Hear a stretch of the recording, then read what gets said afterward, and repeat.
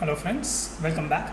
Let's continue our introductory lecture on non-ferrous metallography and characterization, the practical aspect of it.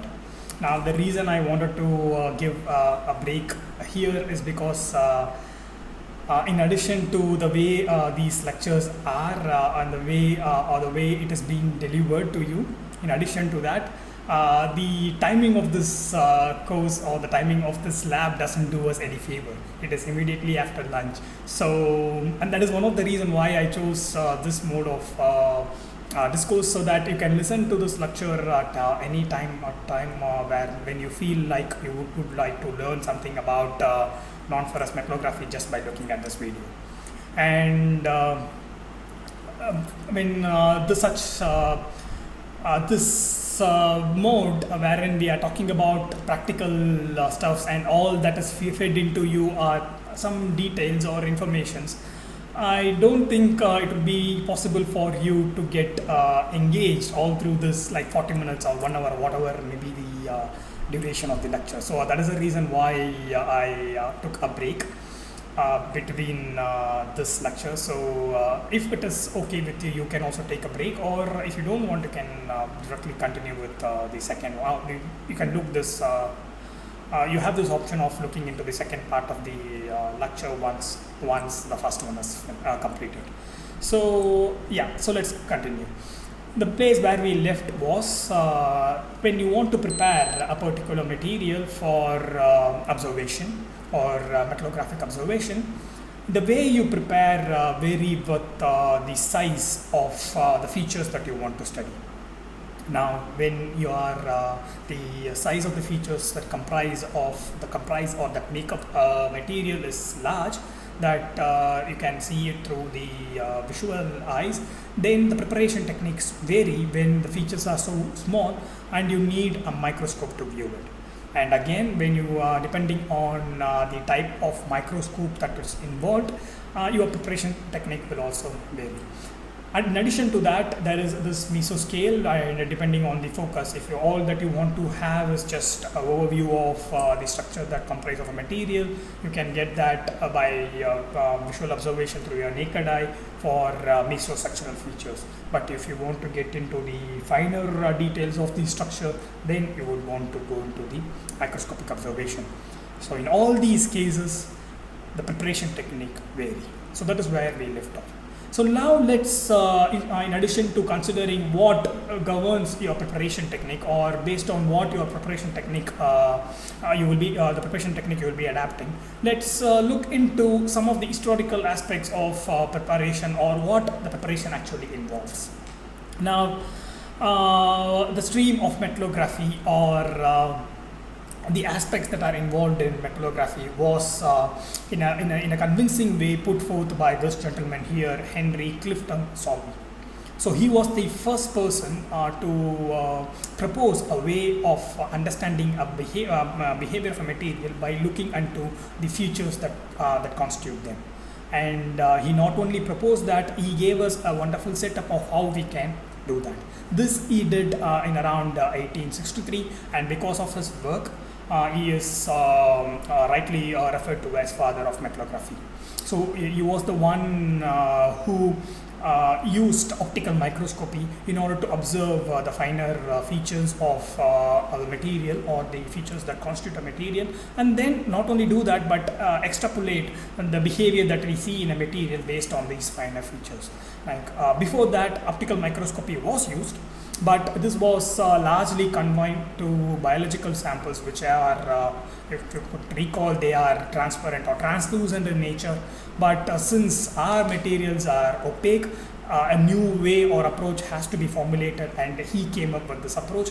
He, like I said, he not only gave us a good framework of how we can use optical microscope to observe the features of a material that is opaque in nature, like metals or other materials.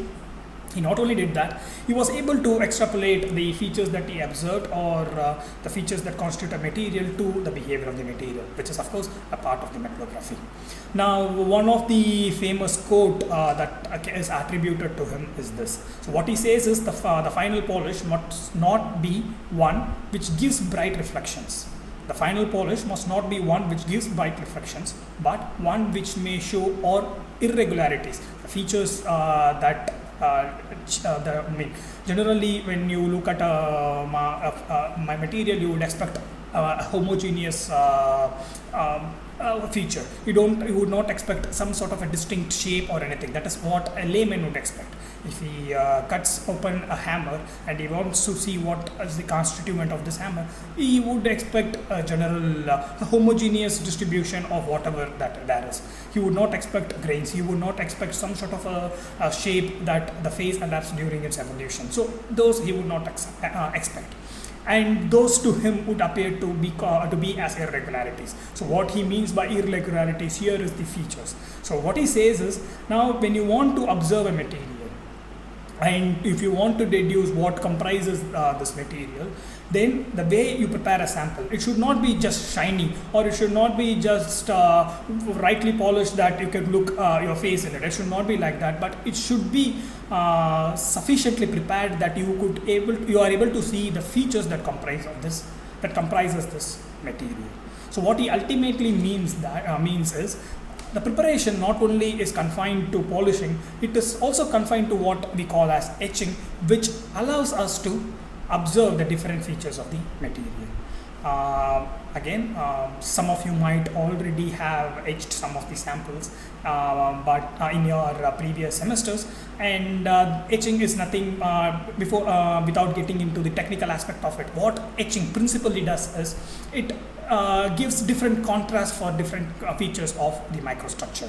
So ultimately, the bottom line of the preparation that the father of metallography proposed to us is, the preparation involves two aspects. One, you get rid of all the irregularities that come from sampling and all the other previous steps. You get rid of that using polishing. And once you have achieved a finer surface, then you go forward and ensure that the features have different contrast. The features that comprises of the material have different contrast, so that it is easy for you to observe. So this he proposed in the year 1863. But before that, like around 60 years before that, or to be precise, 55 years before that, there was another interesting observation made that is quite intriguing to us metallurgists at least. This observation was made in the year 1808, and if I give away the names, you would immediately understand what the observation was. This observation was made by Wittmann-Stetten and Schreiber. So these were two German scientists, and they were working on something. I will in a moment say what they were working on, and they observed a particular unique microstructure, and this was a unique feature in a material, and they did not go for microscopy, but they were able to observe this feature through their naked eye. So all they had to do was ensure that there is some degree of contrast between the different features of this material, and they were able to observe a unique feature in a material that they have not seen before. And this is what they achieved by using one of the technique that was later proposed by the father of metallography. They used one of that, and that is they used etching to get the contrast. And this is where we get our Wittmann-Stetten structure.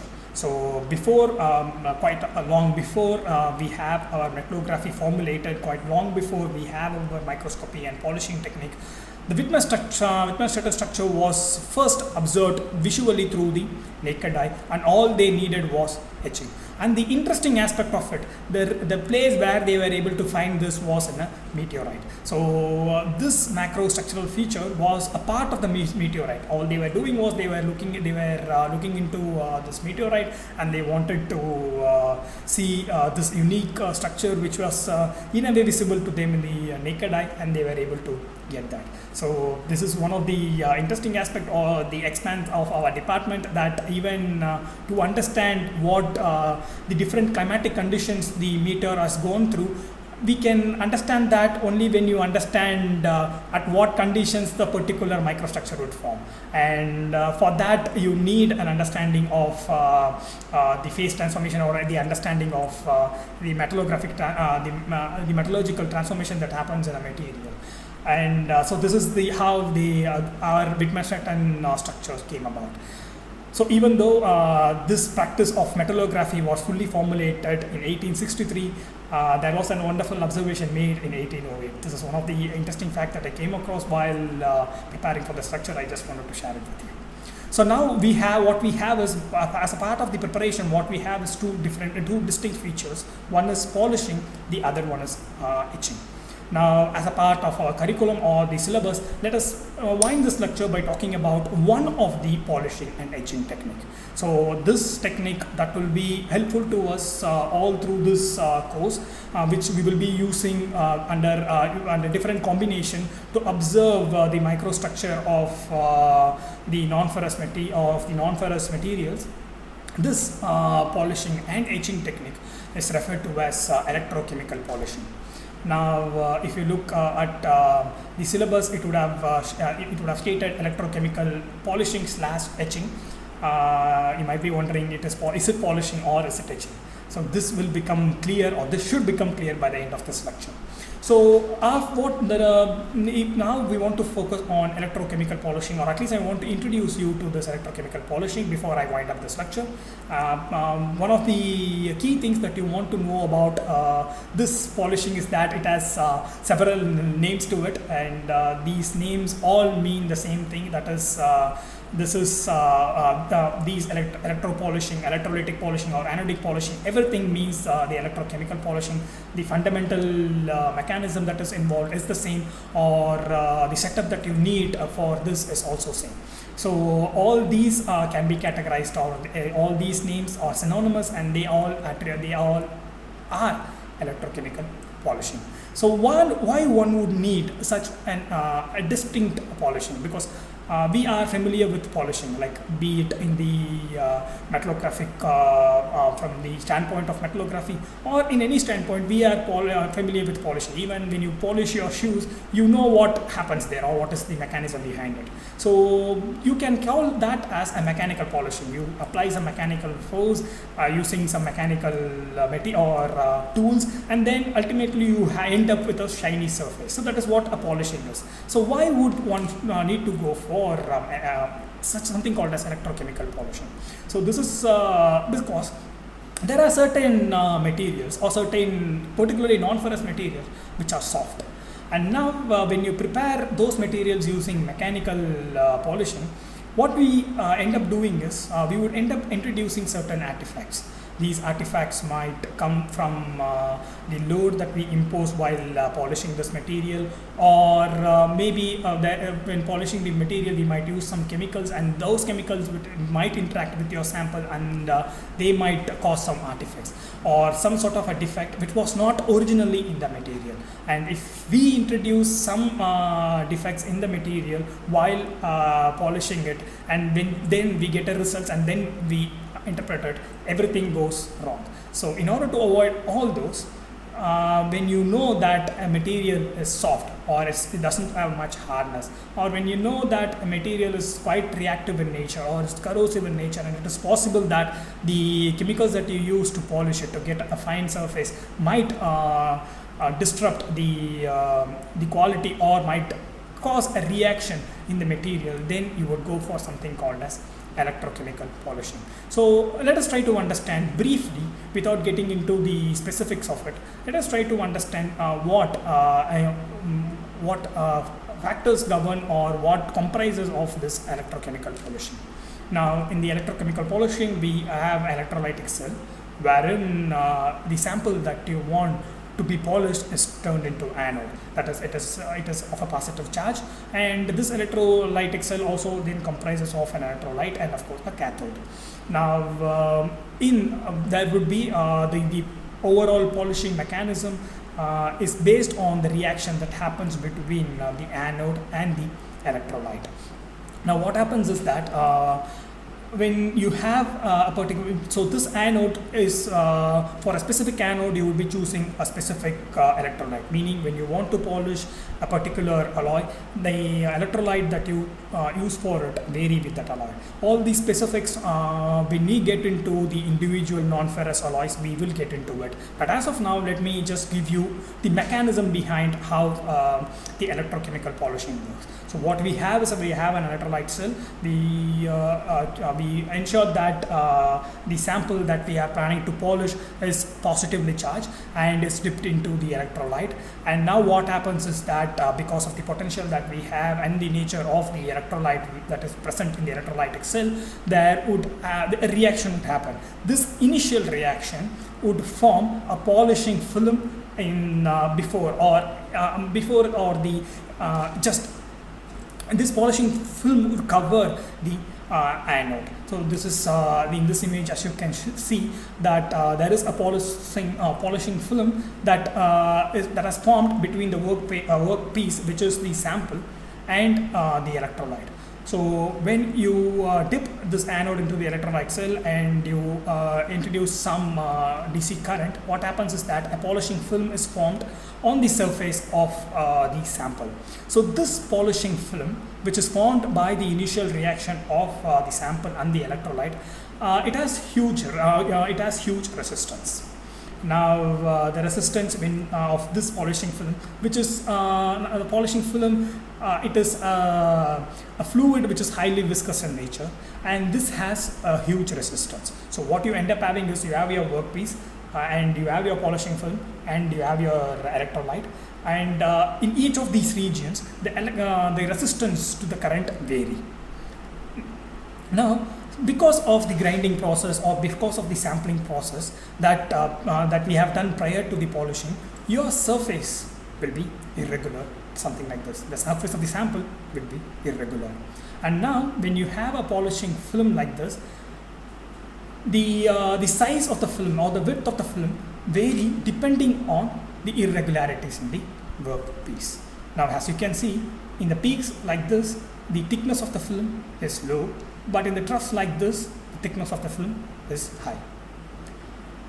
Now, given that the resistance of this film is high, the current would choose the least resistance path.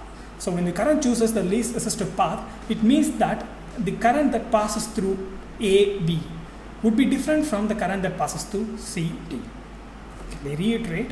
You have a film that is formed when you put your anode into the electrolyte cell, and this film it separates your electrolyte from the workpiece, and the size of this film varies with the irregularities in the workpiece. When you have peaks like that, the size of the film or the width of the film in that region will be lower, and when you have valleys or troughs like that, the size of the film will be higher. Now this film has a higher current or resistance to current when compared to the workpiece. That means that in this region or in the thinner region, the resistance will be lower when compared to the thicker region. That would mean that the current through the thinner region will be larger when compared to the thicker region. So what ultimately would happen is when the current flows through when the amount of current increases in this thinner regions like this, the material that correspondingly dissolves and forms this polishing film also increases. So that means when large amount of current passes through AB when compared to C or D, what happens is that the peaks starts to dissolve and they begin to get reduced in size, and ultimately the same would happen in CD, but the rate would be different. Ultimately what you would end up having is the peak will get the size of the peak will get reduced, and it will reach all these irregularities because of the difference in the currents that are flowing through them will eventually vanish, and ultimately you would end up having some sort of a flat surface, and this flat surface is what we call as smoothing. So the polishing technique initially involves smoothing of the surface of the workpiece, and this is achieved in the electrochemical polishing by the passage of current through the workpiece. And the difference in the passage of currents is due to the irregularities in the surface, and it is facilitated by the formation of polishing film, which has a very high resistivity when compared to the workpiece. And once you have smoothened the surface, and when you continue to pass the current, or when the anode or the sample stays in the electrolytic cell for some more time, then the removal of the materials becomes uniform, and what you ultimately would have is a smooth surface that is finely polished and brightened.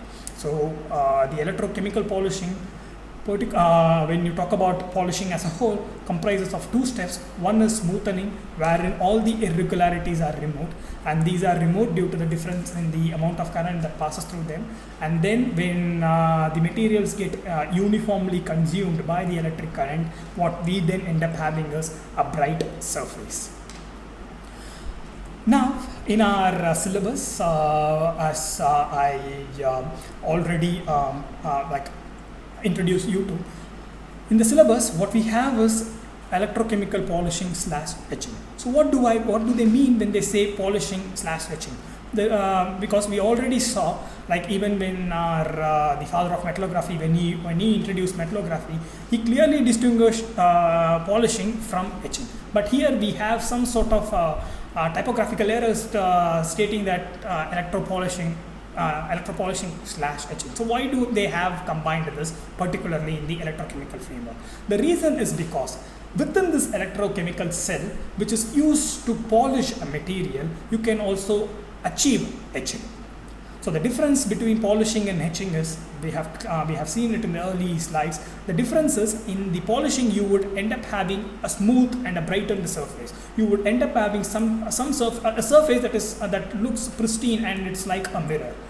But what missing in this pure or in pristine surface is that we don't have sufficient contrast to distinguish the features of the features that constitute a material, or features that constitute a microstructure.